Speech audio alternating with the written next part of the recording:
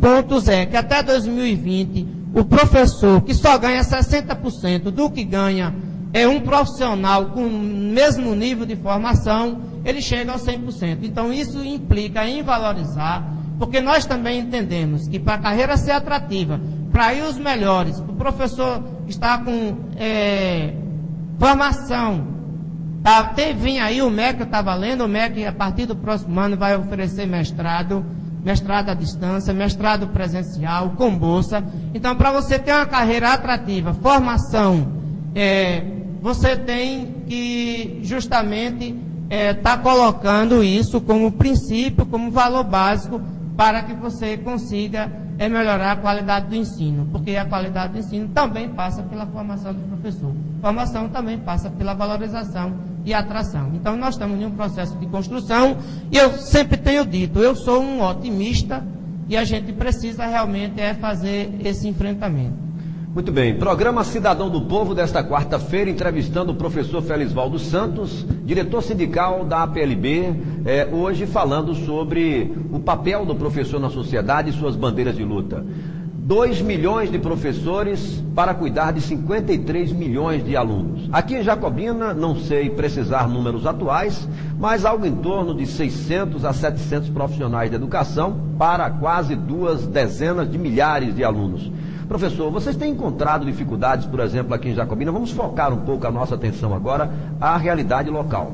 Eu tenho acompanhado, como homem de mídia, as manifestações da categoria, já fazendo algumas incursões de greve, paralisações, chamamento de advertência, tentativas de diálogo com o poder público municipal, muitas vezes com muita intransigência, com muita dificuldade para serem recebidos, inclusive, no gabinete da gestora municipal, mas imagina-se que está sempre pedindo aumento salarial, que é uma das bandeiras de luta. Mas vocês têm uma pauta que vai muito mais além. Como é que se analisa o quadro local, esta dificuldade de diálogo com o poder público, quando a própria professora Amanda Gugel, ainda pegando fragmentos do seu pronunciamento, diz: mande-nos para uma sala de aula com um giz na mão, um quadro negro, e digam: salvem o Brasil. Aqui em Jacobina seria praticamente proporcionalizando: salvem Jacobina com um giz e um quadro negro, e sem que haja diálogo? Seria isso, professor? Olha, aqui em Jacobina nós temos alguns problemas, nós temos demanda, mas dentro do possível tem melhorado. No estado também, aqui, vou falar de Jacobina, essa questão, por exemplo, física, ela tem acontecido avanços. O que precisa diminuir é o número de alunos por sala. O município ainda é um número elevado. No município, você precisa ampliar mais a questão de biblioteca, desses espaços, laboratórios. Algumas escolas do estado, elas já contemplam laboratório, precisa ampliar. Laboratório de química, por exemplo, veio para o Diocleciano e está lá mofando, não se coloca, a sistema burocrático, muitas vezes precisa para colocar uma tomada vir um técnico de Salvador. A coisa caiu na burocracia e a gente não entende por que não funciona. Então, do ponto de vista físico da escola pintada, eu diria que ela é razoável. Mas fazer educação não é só isso. É também isso, mas é muito mais do que isso. Então, se você pegar um quadro de 10 anos atrás, tanto da rede estadual como da rede municipal, eu diria que avançou muito. O Fundeb, principalmente o Fundef e o Fundeb, onde lá de 60% gasta exclusivamente com salário, e 40% é para o pessoal de apoio e para a manutenção, o desenvolvimento do ensino. Bem, na questão da valorização, essa valorização ela começou a ser construída de forma mais ampliada a partir do ex-gestor.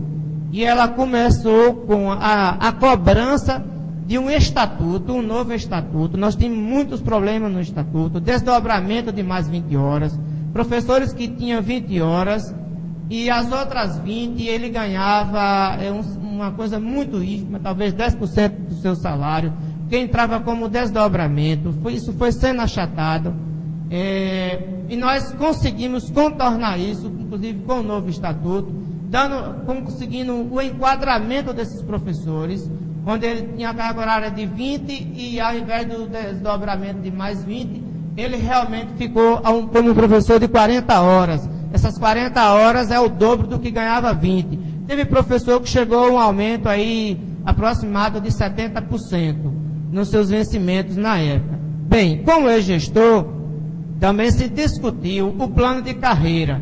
Nós tivemos lá, eu fazia parte do sindicato, não na direção, mas depois já na direção, cobramos do ex-gestor, foi feito, porém não foi enviado para a Câmara, porque a gente discordava de alguns pontos do plano. Chegou o mês de abril, e a partir de abril de 2008 não podia mais, e ele perdeu a eleição, e a gente já sabe essa história. Bem, com a chegada da prefeita Valdice, nós cobramos a necessidade, e o próprio Fundeb, que foi criado depois, em 2007, não é isso? Como ele dizia lá que até 2009 os municípios deveriam elaborar um novo plano de carreira. A prefeita queria contratar uma empresa para isso, a gente disse que não, porque já tinha um plano, e que se precisava era se adequar, e a gente discutiu o plano. Com muita dificuldade, com greve que fizemos, se criou uma comissão para discutir esse plano. Esse plano está praticamente concluído, desde o final do ano passado. Ele está praticamente concluído. Ele é um plano que contempla avanços para a categoria, porque os professores, infelizmente, eles estão com um plano de 96, um plano defasado, entendeu? Onde o professor que tem especialização não consegue mudança de nível. Isso não existe mais em lugar nenhum. Onde o professor que tem curso de capacitação não tem nenhum valor agregado àquele curso, valor remunerado mesmo. Então nós colocamos lá um plano, que eu diria que ele é um plano que contempla a valorização do professor. Porém, ele se encontra engavetado, a comissão está com dificuldade de se reunir, e além dessa questão da dificuldade, a gente sabe que ele passa pelo sistema contábil da gestora, e que a essa altura nós não sabemos, como ela tem uma maioria na Câmara, pode cortar muitos pontos importantes do plano, que não vai ser significativo para a categoria. Porque se isso acontecer, pode ter certeza que vai haver a decretação de uma greve aqui em Jacobina. Porque nós apostamos muito nesse plano de carreira. Nós tivemos problema naquela greve, nós tivemos problema, inclusive, no início do ano, com o reajuste, que ela poderia ter dado um reajuste bem maior, desde o ano passado. Deu um reajuste aquém do que poderia ser dado, porque o fundo existe, o fundo tem recurso para isso. Ela deu no final do ano passado abono salarial, no fim, aquele chamado rateio. Isso nós já colocamos, isso é falta de um sistema contábil, de analisar, de empenho, é jogar na carreira, não é para estar dando abono. Continua lá com o valor nós temos, assim, chega em torno, ela poderia ter dado um aumento em torno de 15%, era possível, ela só deu um aumento de 6,80 alguma coisa, o que realmente teve o salário mínimo, sendo que salário mínimo não é referência nem para cima nem para baixo. Então nós estamos encontrando essa dificuldade, e por culpa disso, se os professores quisessem fazer um enfrentamento maior, nós poderíamos estar já no estado de greve. Porque é nisso que nós apostamos, é nisso que a gente entende que passa pela valorização da carreira, e até então a prefeita não tem nos atendido ultimamente, tem enviado alguns ofícios.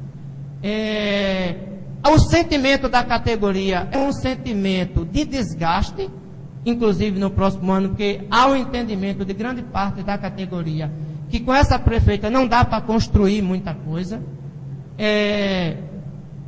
Uma coisa eu posso dizer que, do ponto de vista assim, da prefeita, é positivo.